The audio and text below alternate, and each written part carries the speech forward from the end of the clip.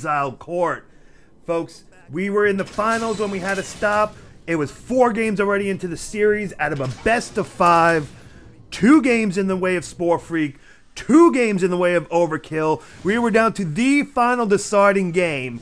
And unfortunately, it had to be put on hold. So here we are, folks. Monday night, right before Mech Mania starts, we are going to get in this last game. These 2 competitors have been unbelievably matched this entire tournament, this entire best of 5 final series. They have made it one of the best overall finals that we've had in AirMech in an incredibly long time. And I know that all of you, especially those of you that were here on Saturday, were probably just as much psyched about trying to find out who the winner of this was going to be as I was. And as much as it would have been great to have been able to bring you that winner, unfortunately, one of our competitors just could not keep going that night. So it was deemed by the tournament administration staff to put that game on, put the tournament on hold. You don't go all the way into a finals, 2 games of each person in a best of 5, and then just DQ somebody. So that is what we're here for. First, after this does come our normally scheduled Mech Mania Mondays. So don't go anywhere because we have another full-fledged tournament from start to finish coming up right after this. But folks, right now, we're in. It was decided that for the 5th game, since the fact that both of these players were up 2 games, to give the loser map choice for this 5th and final round could potentially put the loser in a slight advantage situation because they might wind up picking a map that, you know, is one of their best maps. So Cynical Llama made a really, I think, a very good administrative decision and something I plan on adapting from this moment forward, that if it's like a best of 3 or best of 5 and you're tied up, then rather than letting the loser pick the map, the administration staff will pick the map because it wipes out that potential advantage and it lets everyone play hopefully on as equal footing as can be and just, you know, makes it the best possible 5th match that it could possibly be. Right now, both of our players massively trying to just go in on this middle outpost. Thar is a very big map. There is a lot of additional lanes, but a lot of times in a 1v1 situation, people initially get very focused, like almost horse blinder level of focus onto that middle outpost, and they just keep going until they get it. However, Overkill about to pull out a little extra tactic. He drops down a few tangles. One goes over to the main base. The other 2 dropped a little bit too close on the other side, and they decide to put pressure onto the mid instead, and will do virtually nothing at all. So what could have been a very intense, fun moment, just because the positioning turned out to be not quite the way Overkill had planned. But hey, this is Thar. This is a huge map. There's so many lanes, so many possibilities on this map that you just never know where it's going to come from. But right now, where it is going to come from is right from sporefreak, putting pressure onto this close outpost. Overkill does not respond. He's going to let sporefreak potentially neutralize this out. Overkill loses this outpost, and that means he only has his primary base. However, he comes back at just the right time, drops down a few Hunter Seekers, and gets the kill on sporefreak. It's not first blood, but it is first death, letting him hold on to that outpost, getting an all-important death, knocking sporefreak into negative credits, taking him out of the game for a few seconds. Maybe, who knows, guys, that could already be a turning point in this match. We'll have to see. Overkill now feeling a little bit better in position, starting to move units forward, leapfrogging them a little bit, trying to get them in range. If you were watching on Saturday, you know that Overkill was a very heavy user of Buckies for those long-range missile attacks. sporefreak trying to prepare for it ahead of time. Already has 2 Aegis out and online. He doesn't want to get caught without any type of defense or preventive measures for something like that. Those Aegis still helping him out right now, as Overkill with those Seekers out, launching those missiles in the air. The Aegis busy shooting down a lot of those missiles, letting sporefreak stay in the area for much longer than he would be otherwise. So those Aegis definitely serving a very good purpose. I would say a really good bring for Spore. But this battle for mid, long before it's ever going to get to any type of climax. Looking over, sporefreak got 1 dinger for his anti-artillery and Bertha Cannon for his actual artillery. Meanwhile, over on Overkill's side, he has No anti-artillery at all, but he does have the Bertha cannon. So both of these players desperately seeking level 6 so they can bring those Bertha cannons online.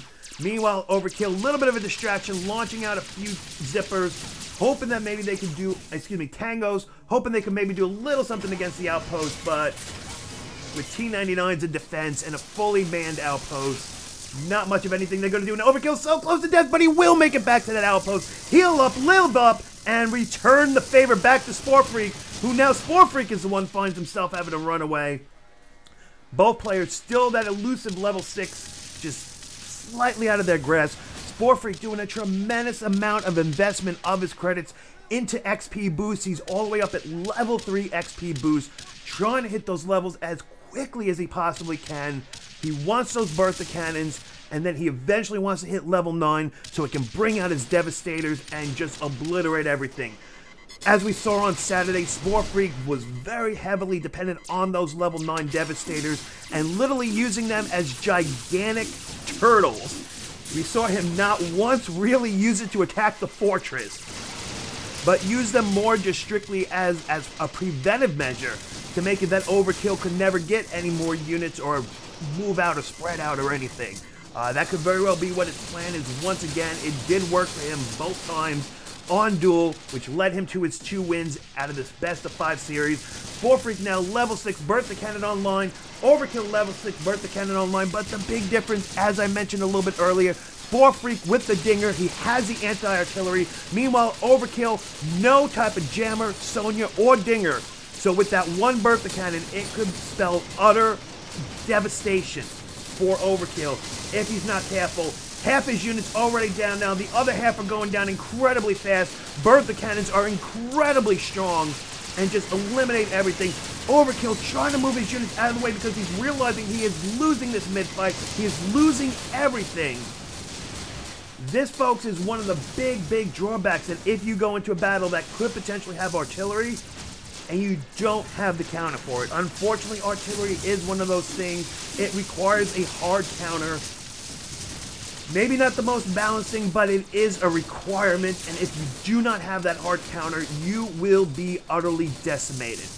And sadly for Overkill, he did not have that counter, and as we just saw, he went from having a pretty good position on this map in this mid outpost to literally handing it over to sporefreak the moment Spore hit level 6. Spore just feeding like crazy off of all these different unit kills, destructions, and everything, and is now massively out-leveling Overkill all the way up to level 8, getting close to level 9. Once that level 9 comes in, those Devastators will come online. Is sporefreak going to walk away with this entire tournament series and the grand prize of 8,000 diamonds, a Wands Cake, and a Ghost GG? Or can Overkill somehow fight his way back into this game? Right now, everything of Overkill is so invested in a Bertha Cannon. sporefreak just dies. That, fortunately, Overkill leaves that Seeker way too close. Tanks are able to shoot it out. But look at Overkill right now. The only thing that he really still has that is like a potential secret that could still work out for him is that he is building right now 5 Goliaths in his build queue. If he can get them online and if he can take advantage of them the proper way, it might catch sporefreak off guard, because as we know, Devastators first, they need level 9. sporefreak has not even hit that yet, and then they require a tremendous amount of credits to build, and sporefreak right now is nowhere near the amount of credits that he needs. But he may decide in the end not to go with it. 49 out of 59 upkeep, a total of 10 Geminis about to come online for him.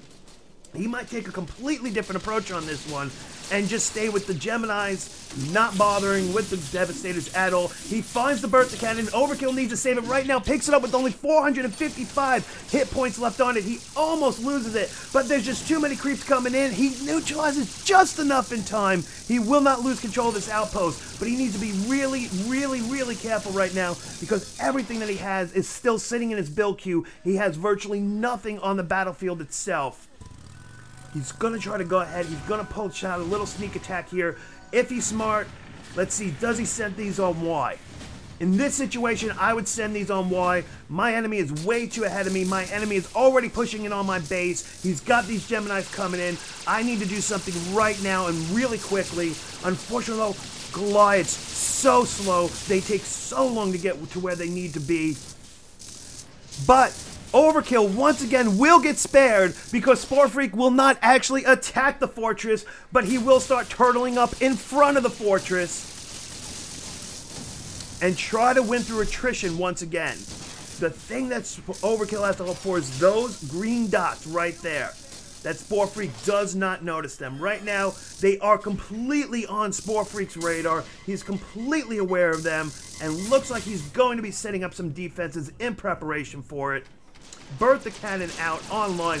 Unfortunately, these Goliaths have no seeker support, so sporefreak can come in and bomb them as much as he wants.